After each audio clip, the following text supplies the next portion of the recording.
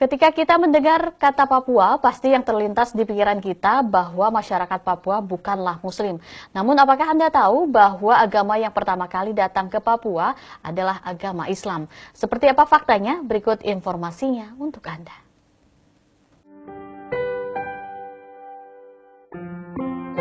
Sebagian ahli sejarah menyebutkan bahwa Islam adalah agama yang masuk ke Indonesia sejak abad ke-7 Masehi.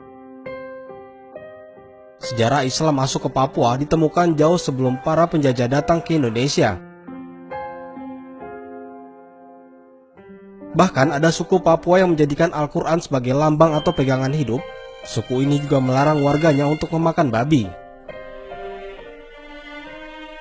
Menurut Raja Patipi ke-16 Haji Ahmad Iba, Islam masuk ke tanah Papua sejak 17 Juli 1224 Masehi.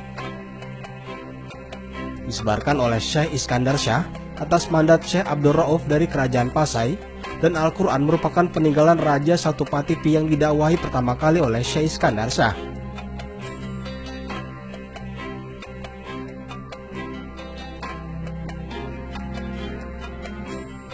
Lalu mengapa Islam di Papua tidak berkembang?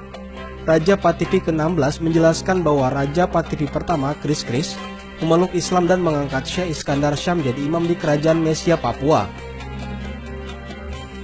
Lalu beberapa tahun kemudian terjadi tsunami di Mesia yang melenyapkan masjid serta beberapa warga sekitar. Buktinya di Fakfak Kampung Kokas telah ada sebuah masjid bernama Masjid Patambiak sejak 1870 Masehi. Masjid ini dibangun atas kerjasama dari umat Muslim, Kristen dan kaum adat.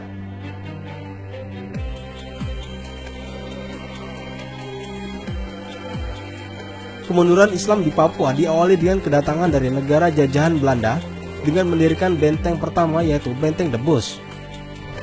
Tahun 1930, Teuku Bujang, seorang yang statusnya diasingkan oleh pemerintah kolonial Belanda, tiba di Merauke dan memulai dakwahnya dengan membangun Masjid Sepadin. Ia memulai khotbah Jumat dengan bahasa Indonesia. Teuku Bujang adalah seorang yang mendirikan Muhammadiyah pertama kalinya di Papua.